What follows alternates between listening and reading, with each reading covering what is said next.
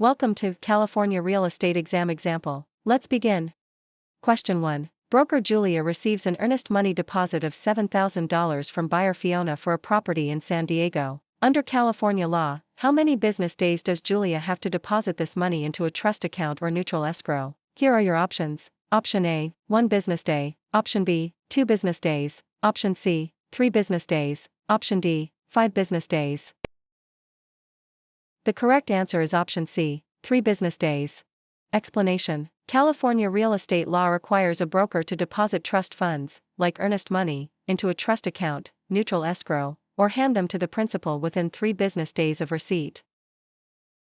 Question 2. Julia is a newly licensed real estate salesperson in California. To renew their license after the first 4-year term, how many hours of approved continuing education must Julia complete? Here are your options. Option A, 15 hours. Option B, 30 hours. Option C, 45 hours. Option D, 50 hours. The correct answer is option C, 45 hours.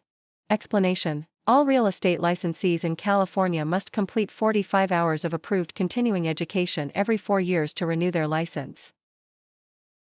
Question 3. Agent Julia represents the seller, Fiona. When must Julia provide the agency disclosure form to Fiona? Here are your options. Option A, before entering into the listing agreement. Option B, before showing the property to any buyers. Option C, before closing escrow. Option D, within days of signing the contract. The correct answer is option A, before entering into the listing agreement. Explanation. The listing agent must deliver the agency disclosure form to the seller before entering into the listing agreement. Question 4. Julia purchases a home in San Diego for $967,000. Under California's Proposition 13, what is the maximum annual percentage increase in the assessed value of the property, assuming no change in ownership or new construction? Here are your options. Option A, 1%. Option B, 2%. Option C, 3%. Option D, percent. The correct answer is option B, 2%. Explanation. Proposition 13 limits the annual increase of the assessed value of real property to a maximum of 2% per year, unless there is a change in ownership or new construction. Question 5. Broker Julia hires an unlicensed assistant, Fiona. Which of the following tasks can Fiona legally perform? Here are your options. Option A, show a vacant property to a prospective buyer. Option B, answer questions regarding the terms of a residential lease. Option C, type up and file real estate documents and coordinate days appointments. Option D, negotiate the price with a buyer's agent. The correct answer is option C, type up and file real estate documents and coordinate days appointments. Explanation. Unlicensed assistants can perform clerical duties, such as typing, filing, and scheduling appointments, but cannot perform acts that require a real estate license, like showing properties or negotiating. Question 6. Julia wants to claim adverse possession of a vacant lot in San Diego owned by Fiona. In California, one of the requirements is that Julia must occupy the land continuously and pay property taxes for a minimum of how many years? Here are your options. Option A, 3 years. Option B, 5 years. Option C, 7 years. Option D, 10 years.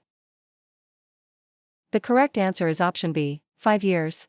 Explanation. In California, adverse possession requires open, notorious, continuous, and hostile possession under a claim of right or color of title, plus payment of property taxes, for a period of 5 years. Question 7. Contractor Julia completes a remodeling job on Fiona's home in San Diego but is not paid the $7,000 owed. If Julia wishes to file a mechanic's lien, they must have served a preliminary notice within how many days of starting work? Here are your options. Option A, 10 days. Option B, 15 days. Option C, 20 days. Option D, 30 days. The correct answer is option C, 20 days. Explanation. A preliminary notice must be given within 20 days of first furnishing labor, materials, or equipment to preserve the right to file a mechanic's lien in California. Question 8. Broker Julia takes an exclusive right to sell listing from Fiona for a property in San Diego. The property sells for $967,000. Julia retains all records of this transaction. Under the California Business and Professions Code, how long must Julia keep these records? Here are your options. Option A, 1 year. Option B, 3 years. Option C, 5 years. Option D, 7 years. The correct answer is option B, 3 years. Explanation: real estate brokers must retain all records regarding real estate transactions for a period of 3 years from the date of the closing or the date of the listing if the transaction is not consummated. Question 9. Which type of deed is most commonly used in San Diego, California to transfer title to real property, which includes 2 implied warranties from grantor Julia? Here are your options. Option A, quitclaim deed. Option B, warranty deed. Option C, grant deed. Option D, trust deed. The correct answer is option C, grant deed. Explanation: the grant deed is the most common instrument used to transfer title in California. It carries 2 implied warranties that the grantor has not already conveyed title to another, and that the estate is free from undisclosed encumbrances made by the grantor. Question 10. Julia applies for a loan of $967,000 and is provided a loan estimate. Under the TILA-RESPA Integrated Disclosure (TRID) rule, how many business days after receiving the application must the lender provide this estimate? Here are your options. Option A, 1 business day. Option B, 3 business days. Option C, 5 business days. Option D, 7 business days. The correct answer is option B, 3 business days. Explanation: under TRID, a lender must provide the loan estimate to the borrower within 3 business days of receiving the loan application. Question 11. Under the Subdivided Lands Law in California, a public report is required when a property in San Diego is divided into how many parcels for the purpose of sale, lease, or financing? Here are your options. Option A, 2 or more. Option B, 3 or more. Option C, 4 or more. Option D, 5 or more. The correct answer is option D, 5 or more. Explanation: the Subdivided Lands Law applies to the subdivision of land into 5 or more parcels for sale, lease, or financing. Question 12. Julia is a broker who mixes their personal funds of $7,000 with their clients' trust funds. This illegal practice is known as. Here are your options. Option A, conversion. Option B, commingling. Option C, steering. Option D, redlining. The correct answer is option B, commingling. Explanation: commingling is the illegal act of mixing a broker's personal or business funds with the trust funds of a client. Conversion is actually spending the trust funds. Question 13. Agent Julia focuses marketing efforts in San Diego by telling homeowners that a certain minority group is moving into the neighborhood to induce panic selling. This illegal practice is known as. Here are your options. Option A, blockbusting. Option B, steering. Option C, redlining. Option D, flipping. The correct answer is option A, blockbusting. Explanation: blockbusting, also known as panic selling, is the illegal practice of inducing homeowners to sell their properties by suggesting that people of a particular race, religion, or background are moving into the neighborhood. Question 14. If Julia obtains an easement by prescription over Fiona's land in San Diego, Julia must have used the property hostilely, openly, continuously, and notoriously for a period of at least. Here are your options. Option A, 1 year. Option B, 3 years. Option C, 5 years. Option D, 10 years. The correct answer is option C, 5 years. Explanation: in California, an easement by prescription requires 5 years of open, notorious, continuous, and hostile use under a claim of right. Question 15. Julia and Fiona sign a written contract for the sale of a property for $967,000. In California, the statute of limitations to file a lawsuit for breach of a written contract is. Here are your options. Option A, 1 year. Option B, 2 years. Option C, 4 years. Option D, 5 years.